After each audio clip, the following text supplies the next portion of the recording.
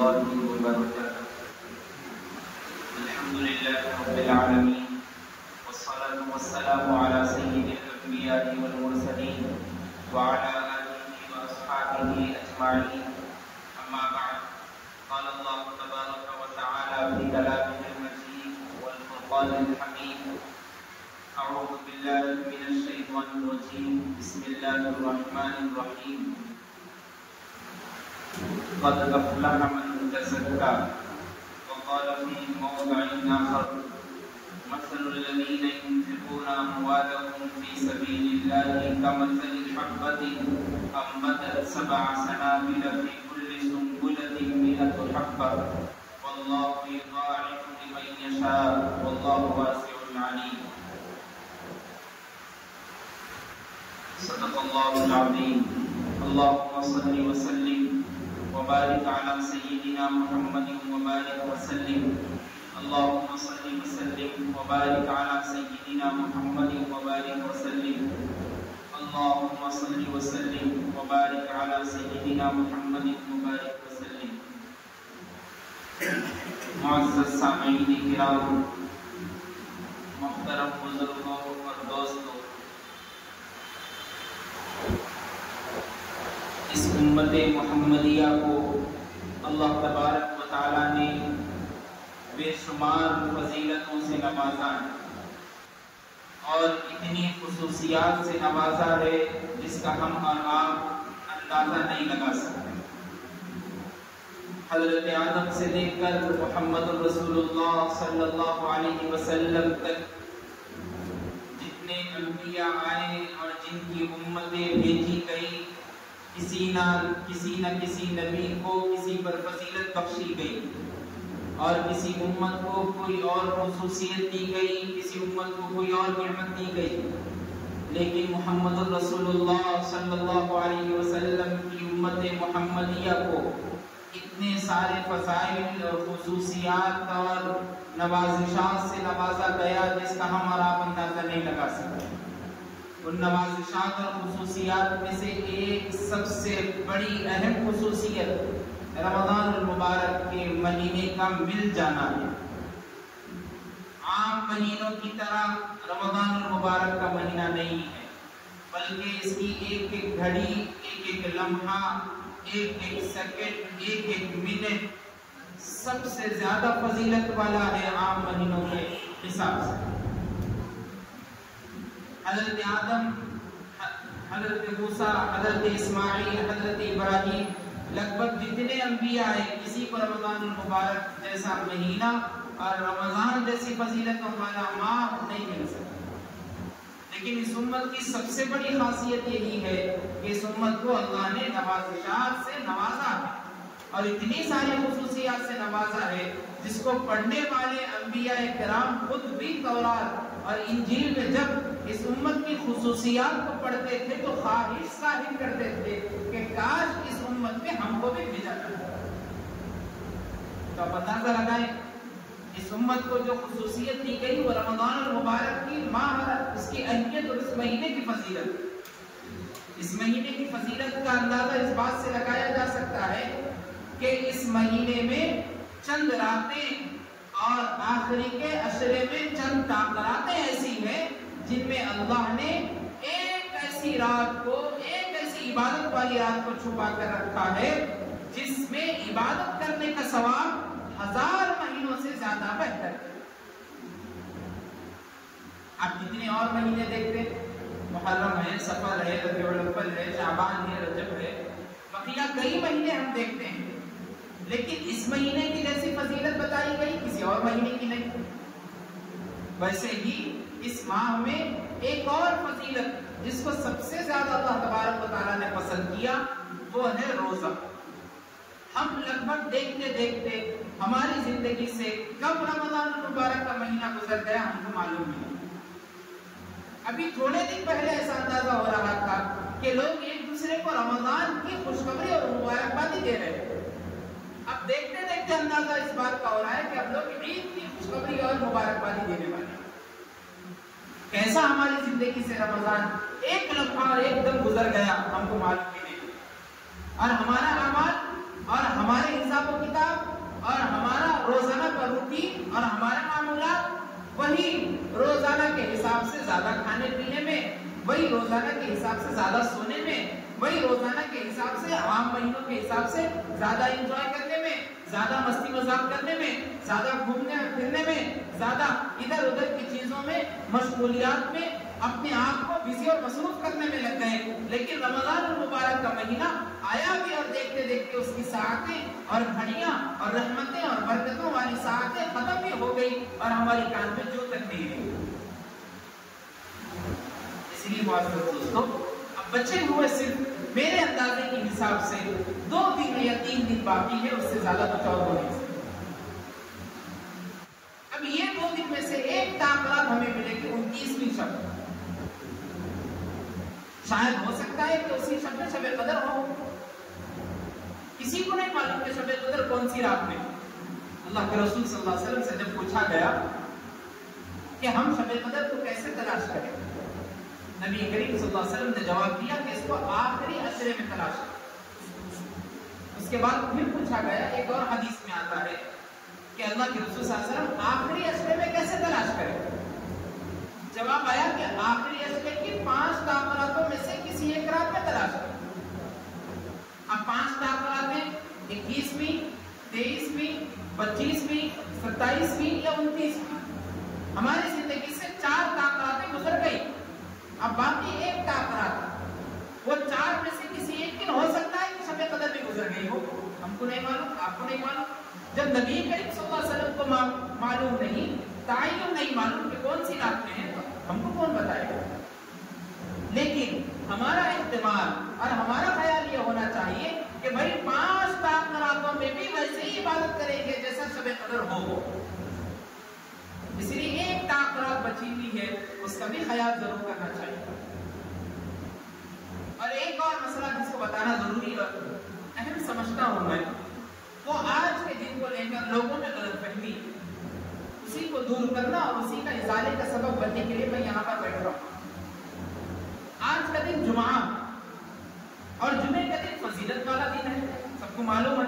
عید سے زیادہ بھی اگر کوئی اہمیت والا اور فضیلت والا دن ہے تو جمعے کا دن، اس لیے کہ جمعے کو دنوں اور مہینوں کا سردار قرار دیا گیا حدیث میں. جیسے پورے انسانیت اور انسانوں کے سردار آدم ہیں، ویسے ہی پورے دنوں اور مہینوں کے سردار جمعہ. کسی بھی دن، کسی بھی مہینے کا نام لے کر قرآن مجید میں سورت نازل نہیں کی گئی، لیکن جمعے کا نام لے کر مکمل ایک سورت نازل کی گئی، سورت الجمعہ. اور اس میں بعض آیتیں جمعے کی فضیلت پر اتنی بہترین نازل کی گئی اور کہا گیا امت کو کہ بھائی جمعے کا دن کوئی معمولی دن نہیں ہوتا. اس دن کاروبار میں، تجارت میں، بزنس میں، بیکار کاموں میں، لفظ باتوں میں، ادھر ادھر کے بے جا فضول خرچوں میں لگے رہنے سے بہتر ہے کہ مسجد کو دوڑ کر آؤ. یا ایھا الذین آمنوا اذا نودی للصلاۃ من یوم الجمعہ فاسعوا الی ذکر اللہ وذروا البیع. چھوڑ دو خرید و فروخت. ندا آ گئی، صدا آ گئی جمعے کی تو فوراً بھاگو مسجد کی طرف. اب مسجد کو بھاگنے کے بعد ذالکم خیر لکم ان کنتم تعلمون. اب تمہارے لیے بہتر یہ ہے اگر تم جان لو، مسجد کو پہنچو، عبادت کرو، مفتی صاحب مولانا صاحب کا بیان سنو، عمل کی نیت کرو، خطبہ سنو، اس کے بعد نماز ادا کرنے کے بعد کچھ اپنا ذکر اذکار میں بھی معمول بنا لو. اس کے بعد جب باہر نکلو مسجد کے تو پھر اپنے کاروبار میں، اپنے بزنس میں لگ جاؤ اور تجارت کرنا شروع کرو. جمعے کا معمول بتایا گیا تو معلوم ہوا کہ جمعہ کوئی معمولی دن نہیں، بہت بڑی اہمیت والا دن. اب جب وہی جمعے کا دن رمضان جیسے مہینے میں آ چکا ہو اور آ گیا ہو تو اس کی فضیلت میں اور زیادہ اضافہ ہو جائے گا. اب دیکھیے اس ماہ میں رمضان مبارک میں یہ 14 جمعہ جو آ رہا، پہلے جمعے کی جو فضیلت تھی وہی دوسرے جمعے کی بھی ہے، دوسرے جمعے کی جو فضیلت ہے وہی تیسرے کی بھی ہے، چوتھے کی بھی ہے. لیکن ہمارا دماغ اور ہماری غلط بیانی اور ہمارے غلط خیالات اور ہمارے بےجا رسومات اور ہماری بدعات اور ہمارے پاس دین کی کمی اور لاٹکوٹ پن کی وجہ سے اور فضول بات اور بیکار کی بڑے جو بول کے گئے نہ قرآن و حدیث میں ہم کو ملا، اس پر آج بھی لگے ہوئے اور جمے ہوئے اور ٹکے ہوئے. اور کیا کہتے ہیں کہ بھئی آج جمعۃ الوداع ہے، یا کہا جائے کہ جمعۃ الوداع ہے. آج بہت بڑا دن ہے، اتنا بڑا دن کوئی سا بھی دن نہیں. اور باضابطہ طور پہ بعض اللہ والے تو ایسے بھی ہوتے ہیں، اللہ والے کم، شیطان کے بھائی زیادہ ہوتے ہیں، پہلے رمضان سے پورے روزے چھوڑتے ہوئے رہیں گے، لیکن آخری جمعے کے دن روزہ رہیں گے پابند ہو کر. اور حال تو ایسا رہے گا کہ سحری تک جاگیں گے، ان کو بھی خود میں سیلف کانفیڈنس نہیں ہے کہ بھائی میں اٹھوں گا نہیں اٹھوں گا، اس لیے کیا کریں گے سحری تک جاگیں گے، پھر باضابطہ طور پہ اچھا جم کے کھائیں گے، پھر پورا روزہ رکھیں گے، پھر دوسرے دن سے وہی اپنے من میں اور پوچھیں گے کیا بھائی آج کا روزہ نہیں، آج جمعے کا دن ہے، آج جمعۃ الوداع ہے، آج آخری جمعہ ہے. آخری جمعے کا مطلب پھر اس کے بعد جمعہ آنے والا نہیں ہے، شوال میں جمعہ نہیں آئے گا، ذی القعدہ اور ذی الحجہ میں جمعہ نہیں آئے گا، محرم اور ربیع الاول میں جمعہ نہیں آئے گا، ہر دن ہر ماہ میں جمعہ آئے گا، ہر ہفتے میں جمعہ آئے گا. اس جمعے کی جیسا فضیلت ہے اس جمعے کی بھی فضیلت ہے، اس جمعے کو بھی نماز پڑھنا ہے، اس جمعے کو بھی نماز پڑھنا ہے، اس جمعے کو بھی خطبہ سننا واجب ہے، اس جمعے کو بھی خطبہ سننا واجب ہے، اس جمعے کو بھی 2 رکعتیں ہیں، اس جمعے کو بھی 2 رکعتیں ہیں. ہاں تھوڑی بہت فضیلت اس وجہ سے بڑھ گئی کہ یہ جمعہ رمضان کے مہینے میں آیا، اس وجہ سے رمضان کی وجہ سے فضیلت بڑھ گئی.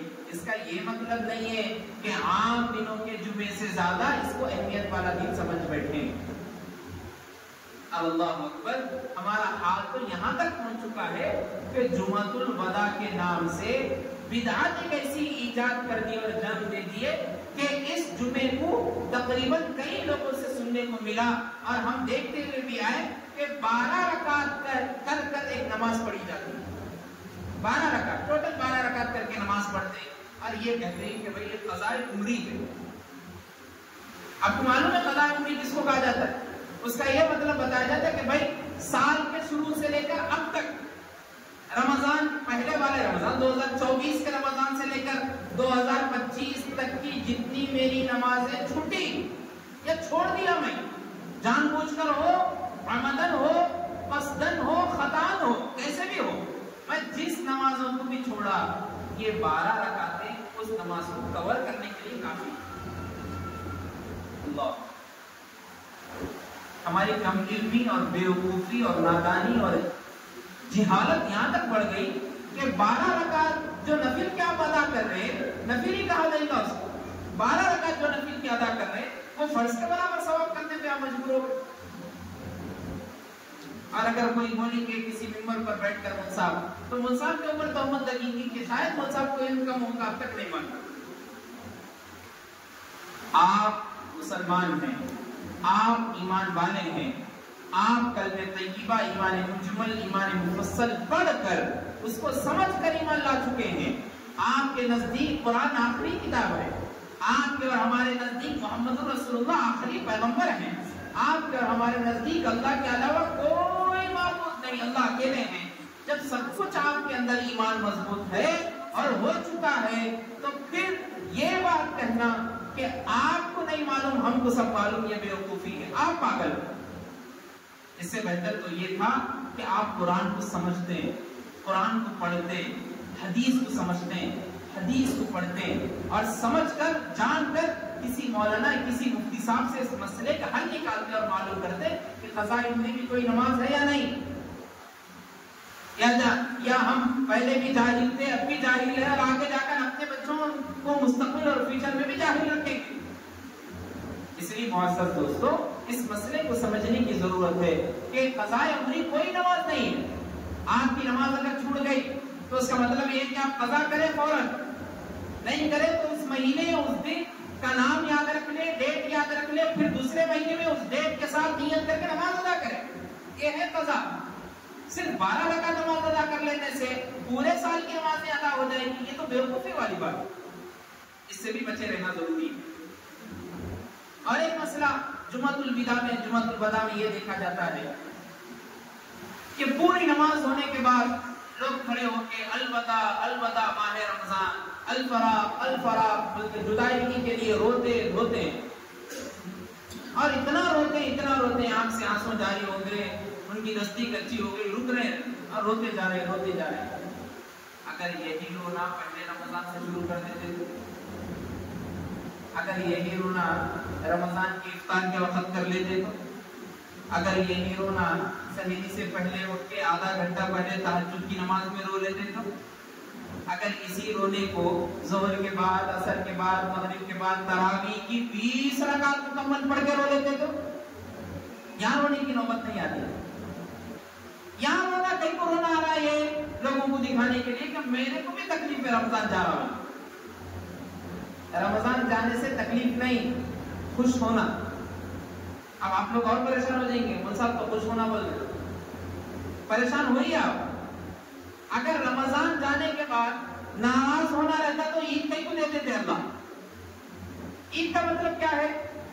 خوشی کا دن، تہوار، گلے اور معانقہ کرنے کا دن، ملنے کا دن. جلنے دشمن بھی رہا تو عید مبارک بلکہ 3 مرتبہ گلے تو ملتے، شاید اس سے ایک سال بات نہیں کریں گے، لیکن بھائی عید ہے. چھوٹے چھوٹے معصوم بچہ اگر شرارت بھی کر رہا تو اس کو مارتے نہیں ہوتے. عید ہے بیٹا، رونا نہیں، خوشی کا دن ہے، جھگڑنا نہیں. اپنے پاس جیب میں جتنا پیسہ ہے خرچ کرنے کی کوشش کرتے رہتے. اچھا کیا کھاتے آپ بولیے؟ باہر کا آپ آئس کریم کھاتے، آپ کیک کھاتے، پھلا کھاتے، ٹھیک ہے لیجیے، اس لیے کہ خوشی کا دن ہے. اب خوشی کا دن کب ملتا؟ جب آپ امتحان میں کامیاب ہو جاتے، ایگزام میں پاس ہو جاتے تو خوشی میں مٹھائی بانٹی جاتی. امتحان تھا ہمارا پہلے رمضان سے لے کر 29 رمضان تک کہ صبح میں بھوکا رہنا ہے، پیاسا رہنا ہے، شادی ہو گئی تو بیوی کے قریب میں جانا ہے، نہیں ہوئی تو موبائل میں سارے گندے چیزیں دیکھتے ہوئے وقت نہیں گزارنا ہے، رات کا وقت ہو گیا تو عبادت میں لگے رہنا ہے، تراویح پڑھنا ہے، قرآن پڑھنا ہے، جھوٹ سے، غیبت سے، فتنے سے، فساد سے، مچانے سے، ہر چیز سے بچے رہنا ہے. اب آپ پورے امتحان میں کامیاب ہو گئے، میری طرف سے ایک دن گفٹ کا ہے جس کو میں عید کہتا ہوں، تم بھی لے لو. اس لیے کہا گیا روزے دار کو دو خوشخبریاں سنا دیجیے. للصائم فرحتان، روزے دار کے لیے 2 خوشخبریاں ہیں. ایک تو یہ ہے کہ جب وہ افطار کے عین وقت میں افطار کرنے کے لیے حلق سے پانی کو نگلتا ہے اور اتارتا ہے تو اس کی جو رگیں حلق میں سوکھی رہ گئی، جب پانی اندر جاتا ہے تو فوراً پیٹ اور دل سے یہ خیال آتا ہے کہ کئی دیر سے میں پیاسا تھا، ایک قطرہ ڈال کر مجھے سیراب کر دیا. فوراً دل میں خیال آیا، زبان سے نکلا کہ اے اللہ میں نے روزہ کھول دیا، میں نے افطاری کر لی، اے اللہ میری رگیں تر ہو گئی، وابتلت العروق وثبت الاجر انشاءاللہ، میری رگیں تر ہو گئی، اب ثواب آپ کے پاس باقی ہے انشاءاللہ، اگر آپ دینا چاہیں تو میں لینے کے لیے تیار ہوں قیامت میں. یہ دعا پڑھی جاتی، یہ سب سے پہلی خوشخبری ہے، خوشی ہے روزے دار کے لیے. دوسری خوشی کیا کہی گئی؟ دوسری خوشی یہ ہے قیامت کے دن اللہ تبارک و تعالی روزے دار کا بدلہ خود ہوں گے. اس سے بڑی خوشی اور کیا ہونا بتائیے؟ جو کوئی بندہ روزہ رہے گا نیک نیتی کے ساتھ، اس کا بدلہ اللہ خود ہے. اور جب اللہ مل جائے، کائنات کے مالک، شہنشاہ، دونوں جہان کے بنانے والے، خالق، رازق، محیی، الممیت، سب کچھ ہیں، وہ اللہ اگر مل جائیں تو پھر کسی اور چیز کی ضرورت کیا ہے؟ کسی اور کے در پہ جانے کی ضرورت کیا ہے؟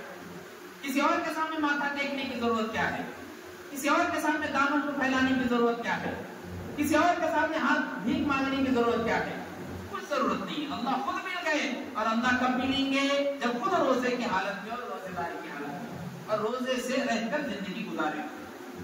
یہ خوشی ہے روزے دار کے لیے.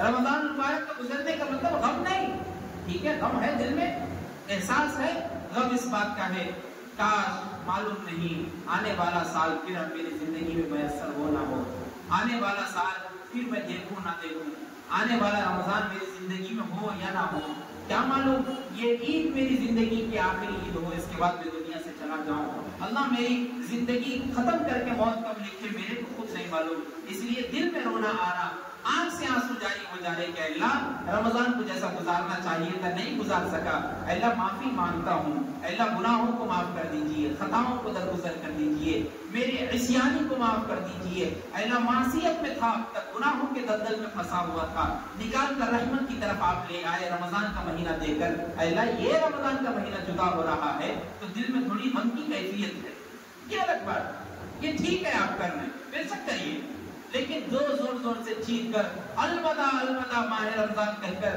پورے گلی والوں کو بلا کر کھڑے کر ان لوگوں کو پڑھانا اور کہنا کہ بھائی دیکھو رمضان کا مہینہ جا رہا، یہ کسی حدیث، کسی اور تابعی، کسی اور اللہ کے ولی کسی اور صحابی سے بالکل ثابت نہیں. اس لیے ان چیزوں سے بھی بچے رہنے کی ضرورت ہے.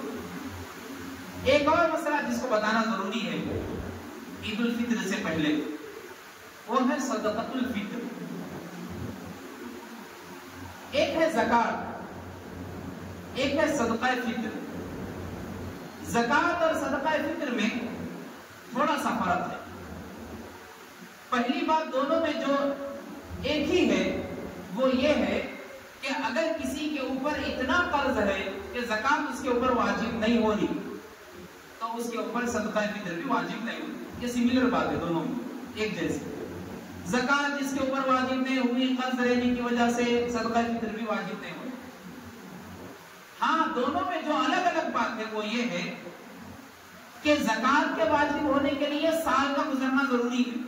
یعنی 52.5 تولہ چاندی کی قیمت آج کے زمانے سے 60 to 63,000 کی ہو رہی ہے یا 80,000 70,000 کے قریب ہو رہی ہے. تو اتنا قیمت، اتنا مال، اتنی پراپرٹی، اتنی سامان تجارت اپنے پاس رکھا ہوا ہے اور اس پر پورا سال گزر رہا ہے تو اس پر زکات واجب ہے. صدقہ فطر کے لیے مسئلہ یہ ہے کہ پورا سال گزرنے کی ضرورت نہیں. 20 رمضان تک آپ کے پاس 1 روپیہ بھی نہیں تھا، 25 رمضان کو 1 لاکھ روپے آ گئے، صدقہ فطر واجب ہو گئے. سمجھیے اس بات. 25 رمضان تک بھی پیسے نہیں آئے، لیکن آئے عید الفطر کی صبح سے پہلے آپ کے پاس پیسہ آ گیا، صدقہ فطر واجب. صدقہ فطر واجب ہونے کی یہ سب سے پہلی صورت یہ ہے کہ اتنا مال اس کے پاس موجود ہے. اور زکات اور صدقہ فطر میں ایک فرق یہ بھی ہے کہ جیسے عورت کے لیے اپنی خود زکات نکالنی ہے سونے کی، چاندی کی، کنگن کی یا اس کے پاس زیورات کی، ویسے ہی صدقۃ الفطر میں بھی نکالنے ضروری ہے. ہاں اگر شوہر یہ کہہ دے کہ بیگم میں آپ کی جو صدقہ فطر ہے وہ میں خود نکال دوں گا، آپ کو نکالنے کی ضرورت نہیں ہے، چل جائے، صدقہ فطر ادا ہو جاتا بیوی کی طرف سے. ورنہ تو بیوی کو خود چاہیے کہ وہ اپنے مال میں سے خرچ کر کے صدقہ فطر نکالے. اب رہی بات صدقہ فطر کی مدت کیا ہے، صدقہ فطر کا مد کیا ہے، کتنا دیا جائے گا.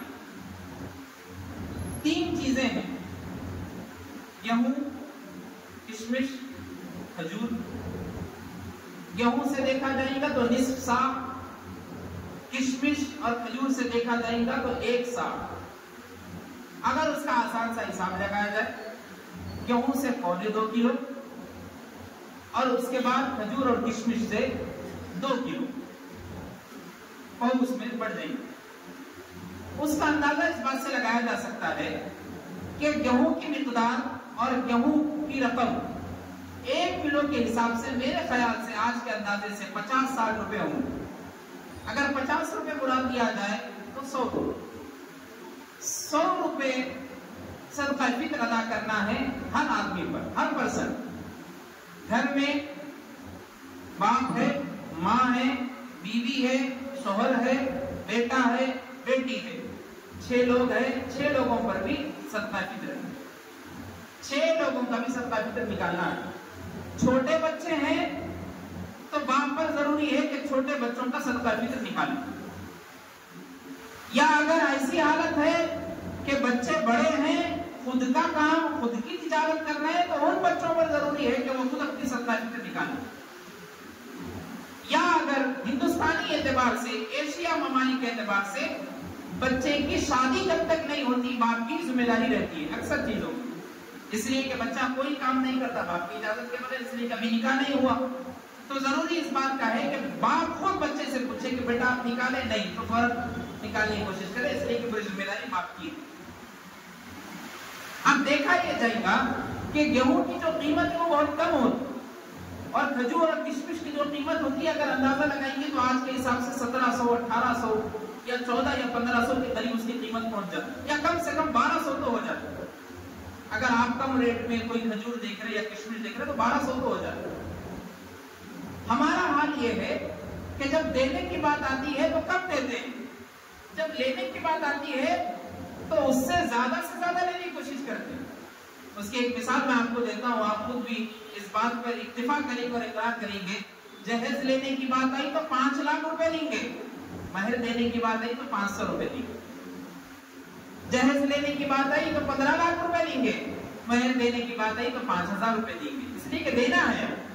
اور مہر دیتے وقت بھی بولیں گے ارے ان کا سب میرا ہے, میرے سے نکاح کر لے رہی ہے, پیسے بھی میرے نہیں, بیوی کا حق ہے.